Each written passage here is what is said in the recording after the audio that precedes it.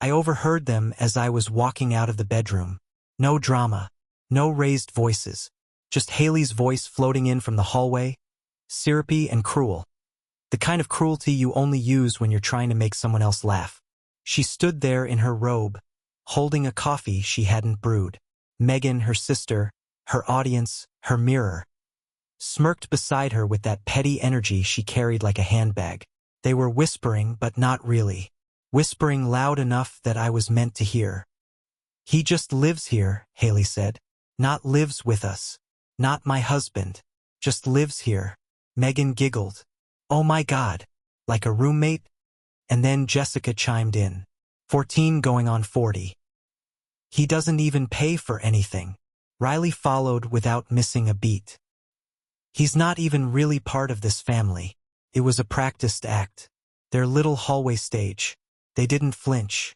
Didn't look around like they'd been caught. This wasn't a slip of the tongue. This was ritual. I didn't say a word. I didn't drop the mug in my hand. I didn't call out. I didn't correct them or demand an apology. That would have given them something to fight against, something to dismiss. Instead, I turned and walked toward the stairs. The keys in my hand felt heavier than usual. The hallway light buzzed faintly overhead. One of those things I'd meant to fix. I placed my keys on the entry table. A simple act. Small. But it meant something. Got it. That's all I said. They didn't hear me.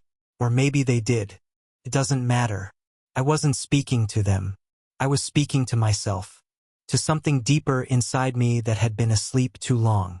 Some part of me that had grown used to being forgotten. I left the house at dusk. Didn't pack. Didn't leave a note. I walked past the pile of Amazon boxes Haley kept ordering with my money. Past the shoes I bought for Riley that she never wore. Past the fake family photos we staged every Christmas to look like we were happy. I didn't look back. From the parking lot of a mid-tier hotel. Just far enough not to be found by accident. I opened my laptop. Wi-Fi was slow. My hands were steady. First, the lease. I had signed it alone 2 years ago.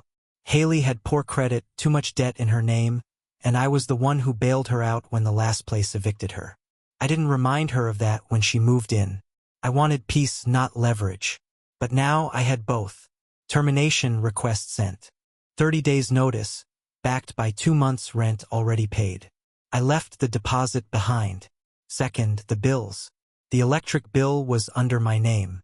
So was water, gas, internet, cell phones, auto payments for school lunches, the shared car's insurance policy, the subscription for grocery deliveries every Friday that Haley always claimed came from her planning. Even her Spotify account, mine. All of it. One by one. I logged in and removed my name. Not out of revenge. Not out of anger. Just clarity.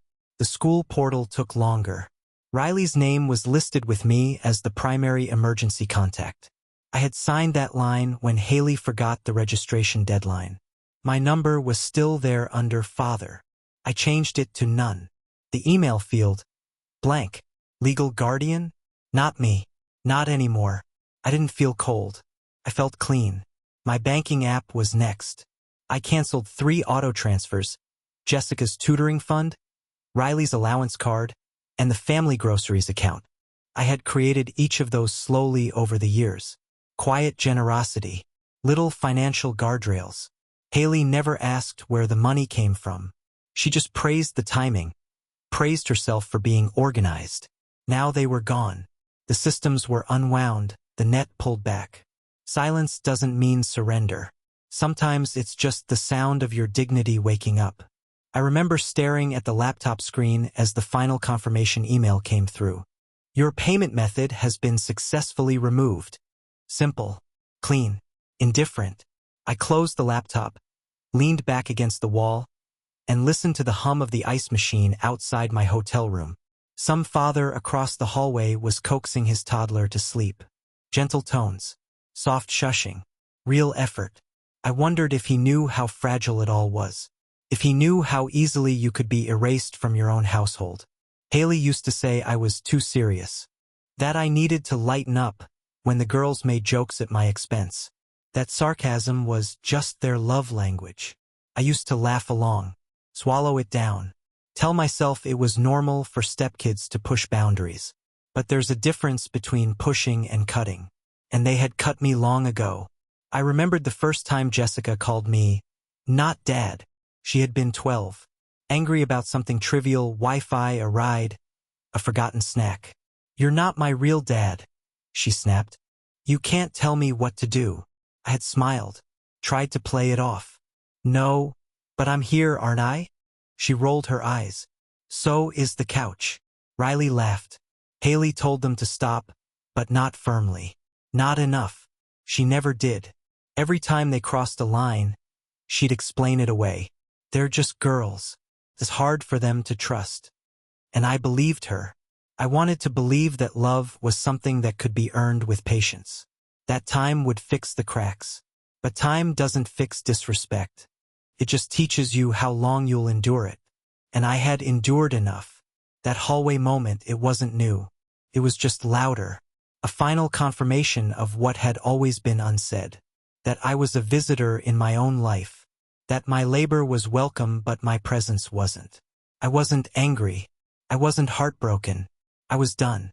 The kind of clarity that comes when you stop pretending. You begin to see every moment with new eyes. The birthdays where my name wasn't on the card. The Christmas mornings where the girls hugged Haley first and me last, like an obligation. The Mother's Day gifts I helped them plan. Nothing for Father's Day, not even a nod. The silence was the loudest gift they gave.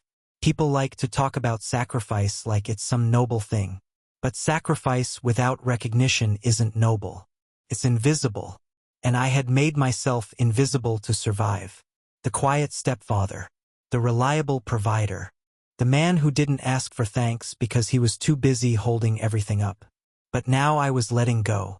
That night, alone in the hotel, I slept without dreaming. The bed was stiff. The room smelled like bleach. I didn't mind. It was the first honest night's sleep I'd had in years. The next morning, the landlord texted, "Hey, just checking. Who's paying this month?" No greeting. No hope you're well.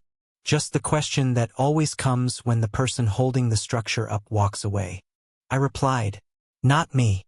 Lease was under my name. It's canceled. Good luck." Terse. Precise.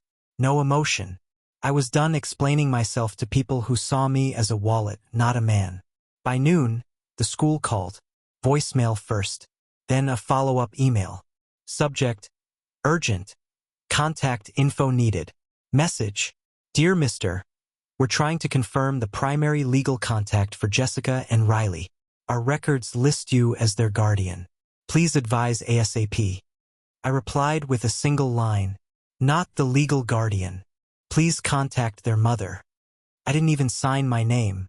I wanted the sentence to float there in the inbox, sharp and unclaimed, like a knife left on a kitchen table. Cold, useful, final. By that evening, the parent group chat lit up. Jessica posted first. A single line, no punctuation, no shame. "We don't need him, Mom's got this." Then, under it, a thumbs-up reaction.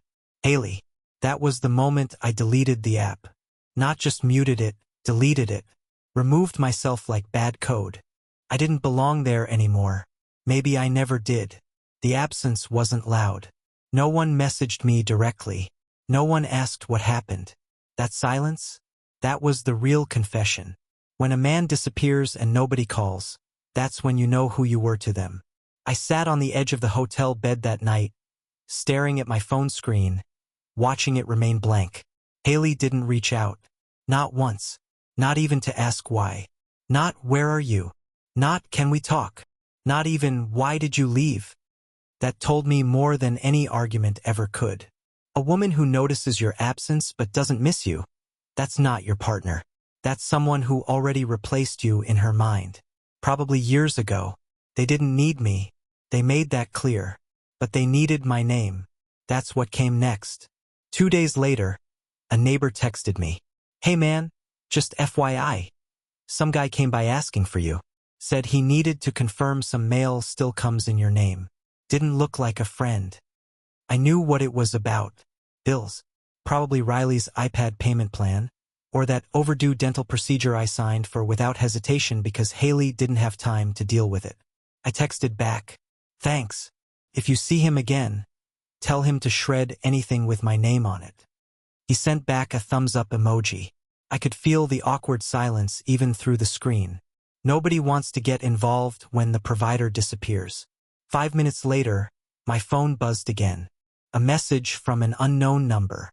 No name, just this: "We were just kidding. Can we talk?" No signature, but I didn't need one. Haley. We were just kidding.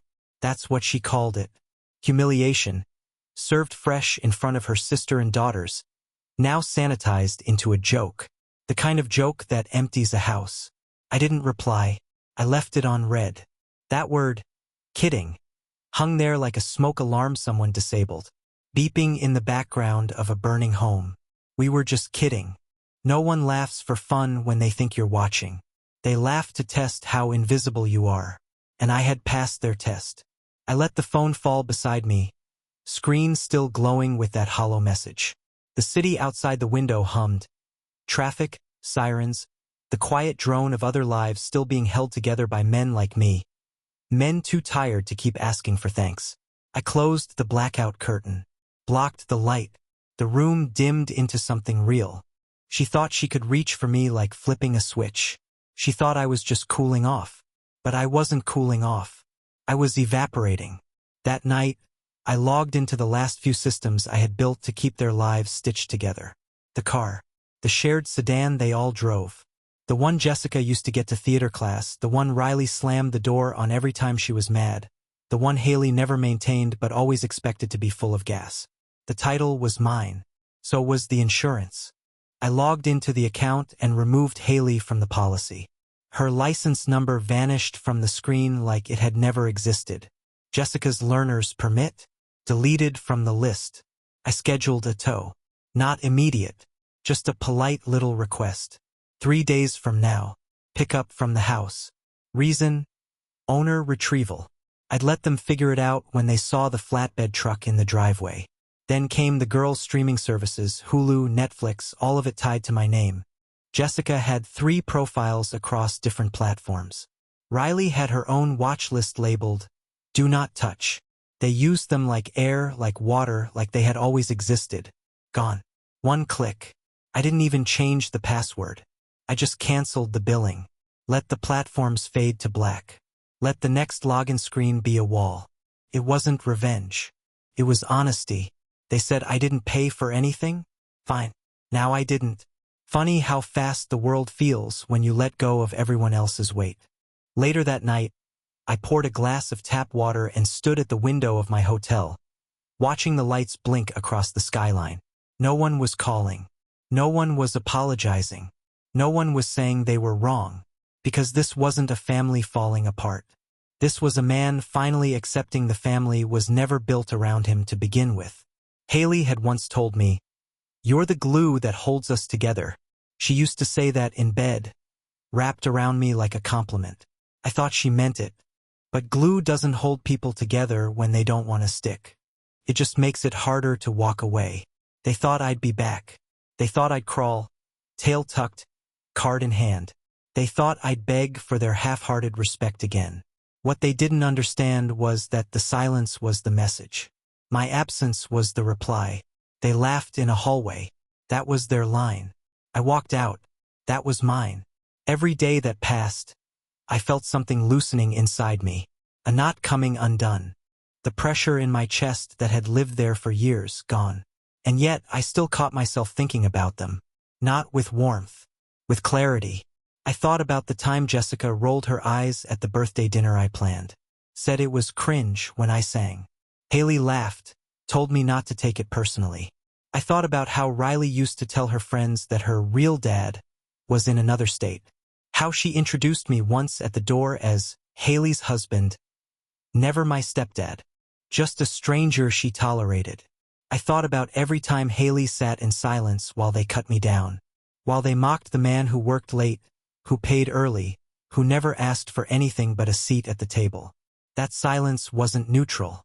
It was betrayal. And betrayal doesn't always come with a knife. Sometimes it comes with a smile and a coffee mug, standing in the hallway, surrounded by the children you pay for and the woman who let them believe you were a ghost. By Sunday, I was sipping gas station coffee on the edge of a hotel bed, and I felt something I hadn't felt in years. Calm. Not joy, not revenge. Just calm. Because I had made the silent decision. I wasn't fighting anymore. I wasn't explaining. I wasn't holding the door open for people who wanted me gone until the bills came due. They wanted me to just live there. Now I didn't. They said I didn't pay. Now I wouldn't. They mocked the man behind the curtain. Now the curtain was gone. And they could see the house for what it was without him. Next would come the panic, the confusion, the scramble to fill the holes they never realized were covered by my presence. But that wouldn't be my chapter. That would be theirs. I had closed my part of the story, and I had done it without a sound. On the third morning, the texts started coming faster. One from the landlord, one from Riley's school, two from Haley, a voicemail from Jessica's cheer director, something about overdue participation fees, and a new number I didn't recognize. I watched the notifications pile up on the screen like unpaid invoices. No one called me when things were fine. No one reached out when I was present. But now that my absence had weight, they remembered my number. That's how you know who you are to someone by when they remember you, when your silence costs them something. I didn't respond to any of it. Instead, I sipped black coffee in the lobby of a bank where I had once opened an account for Riley's college fund. The teller smiled like she knew me, but not well enough to ask questions. "I'd like to close this account," I said. She blinked. "It's earmarked for education. Are you sure you want to terminate the—" "I'm not the parent," I said. "Not anymore." She nodded, clicked a few keys. Within minutes, the account that had once held thousands in quiet hopes and future tuition dissolved into zeros. I walked out lighter, emptier, cleaner. They wanted independence. I gave it to them in full. Around noon, my phone buzzed again. Not a text this time, a knock on the door. A man stood outside my hotel room, mid-30s, khakis, clipboard in hand, courier vest, nervous smile. "You're Mr. Wexler?" "I am." He handed me a stack of envelopes. Thick, crinkled, official. "Served papers. Delinquent utilities. You're still listed as guarantor." I signed the receipt, took the papers, closed the door. Inside, I flipped through the documents like a man reading obituaries. Final notices, insurance lapse, cable box return demand. Even the orthodontist Riley's braces installment plan was in my name. I sat down slowly, read every word, then started making calls. "I'm no longer financially responsible. Remove my name from the policy. Close the account. Yes, I understand the penalties." No anger, no raised voice, just resignation, the kind you only earn after years of being taken for granted. Every voice on the other end seemed surprised. Every system was built around the idea that I would keep paying quietly, invisibly. But the invisible man had left the stage. By evening, I found myself at a diner. Booth seat, fake leather, bad coffee, and an old couple arguing 2 tables over about what song was playing. Across from me sat a grilled cheese I didn't touch. That's when the phone vibrated. A number I hadn't saved, but I knew the area code. Home. I let it ring once, twice, then picked up. "Hello." Haley's voice came through, hoarse, like she'd been yelling. "You've made your point," she said. That was the first sentence. "No, how are you?" "No, can we talk?" "No, I'm sorry." Just accusation wrapped in exhaustion. "I didn't know things were still in your name," she continued. "I thought you had moved everything to the family account. I didn't know the braces were still under you. The internet, the school fees." "You never asked," I said. Silence.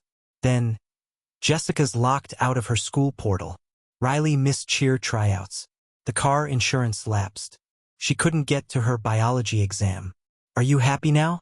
I took a long sip of coffee. "I'm not trying to hurt them," I said. "But I won't be used anymore." She scoffed. "Used?" You live in a hotel like a martyr while the girls suffer. You're abandoning them. I didn't abandon anyone, I said. I stepped back. There's a difference. No, Michael, she snapped. You ran. I stayed quiet. Let the words hang. She filled the silence. I'm handling it, okay? I'll cover it. Just stop ghosting. Come back. We'll fix this. Together. Together. That word had lost all meaning. No, I said. What do you mean no? I mean I'm not coming back. I'm not paying. I'm not playing pretend anymore. The line was quiet. I could hear Jessica shouting in the background. Something about her student login. Riley crying. Doors slamming. Haley breathing heavily through the noise. You're punishing them for a joke, she said, voice flat now. A stupid joke in the hallway. No, I said again. I'm punishing myself less. She hung up. No goodbye. I sat there long after the line went dead. The grilled cheese had gone cold. The coffee, bitter. The diner lights buzzed overhead, indifferent to all of it. That night, I got a message from Megan, Haley's sister, the one who laughed in the hallway. This is childish, Mike. Grow up. You don't walk out over a joke.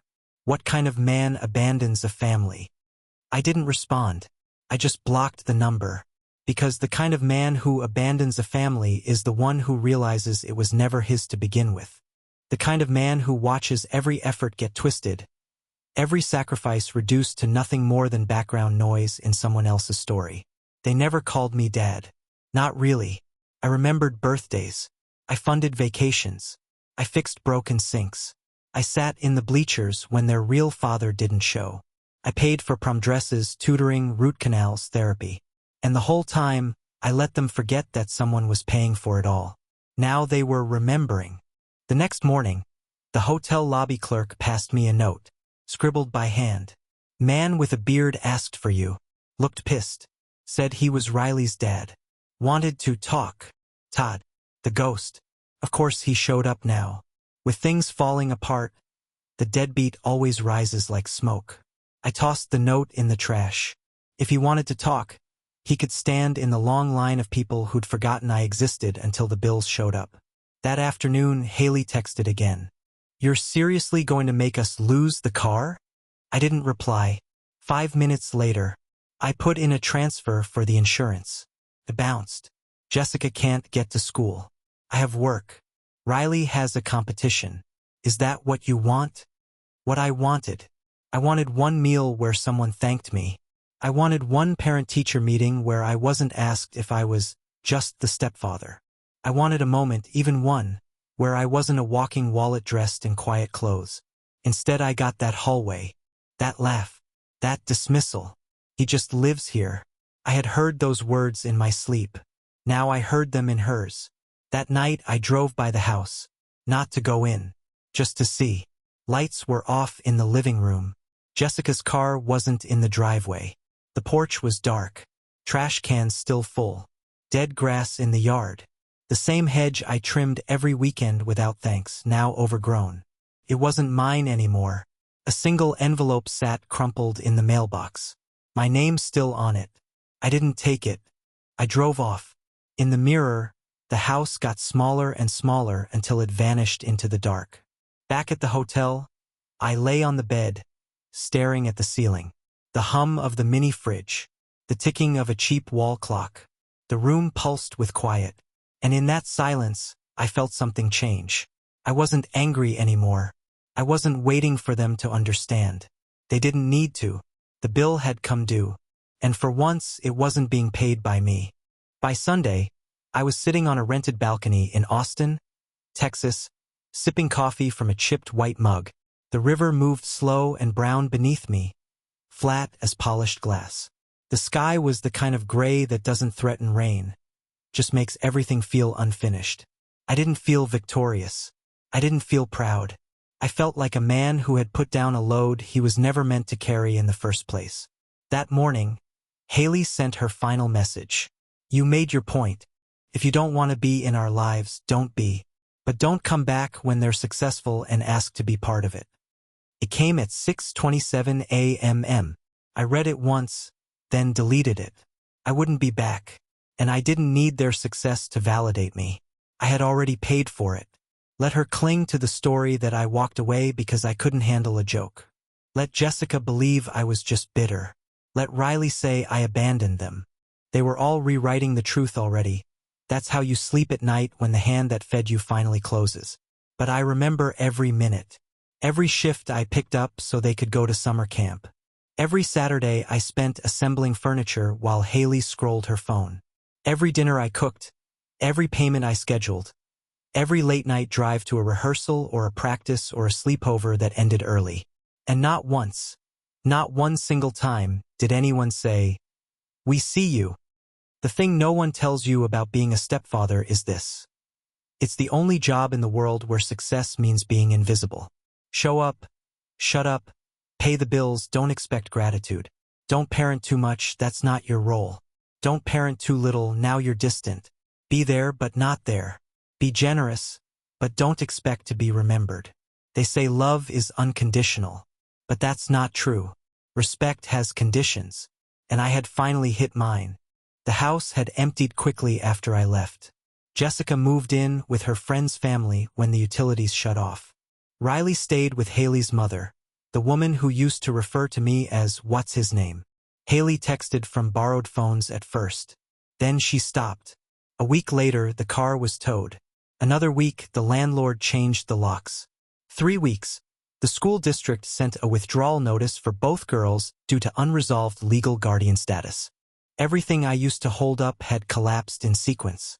Not because I wanted them to fail, but because they didn't know how much weight I'd been carrying until I stepped away. It wasn't sabotage. It was gravity. And gravity doesn't ask for permission. One night, a number I hadn't seen before lit up my screen. I was half drunk on cheap bourbon, sitting on the edge of the motel bed with the TV playing static behind me. I almost didn't answer, but I did. "Hello." It was Jessica. She didn't cry. She didn't yell. She just said, "I didn't know you were the one paying for everything." Then silence. I waited. Nothing else came. "You never asked," I said. More silence. Then a sniff. Then, "Mom said you'd come back if we apologized." I closed my eyes. Let the silence grow heavier. "I'm not coming back," I said. "But everything's falling apart," she whispered. "I know. Why won't you fix it?" That's when my voice broke. Not from anger, but from the dull ache that comes when a man realizes he's being needed, not wanted. "Because I'm not your father," I said. "But you were," she shot back. "No," I replied. "I was the man in the hallway." Click. She hung up. That was the last time I heard her voice. A month later, I saw a photo on social media. Megan had posted it, a family dinner, all smiles. Haley was at the center, eyes tired, smile tight. Riley looked thinner. Jessica had dyed her hair. They were performing normal. And I felt nothing. Not hate, not love, just nothing. Because the lesson had landed, not with them, but with me.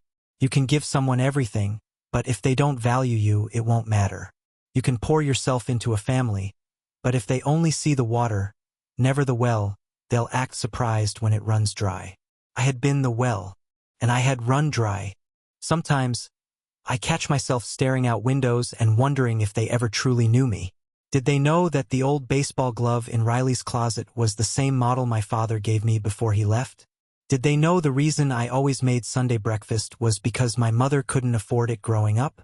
Did they know the late-night light they saw under my office door was me researching scholarships? For kids who wouldn't even call me dad? No, because no one asked. They saw a man. They saw a job. They saw a wallet. Not a person. But I remember all of them. Every version. Jessica at 12 hugging me after I fixed her bike. Riley falling asleep on my chest during a road trip. Haley in the kitchen, back when her eyes still softened when I walked in. I remember, that's the curse of the man who gave more than he received. He keeps the memories like unpaid debts. But I also remember that hallway, the coffee in her hand, the laugh, the smirk. He just lives here. That was the moment the dam cracked.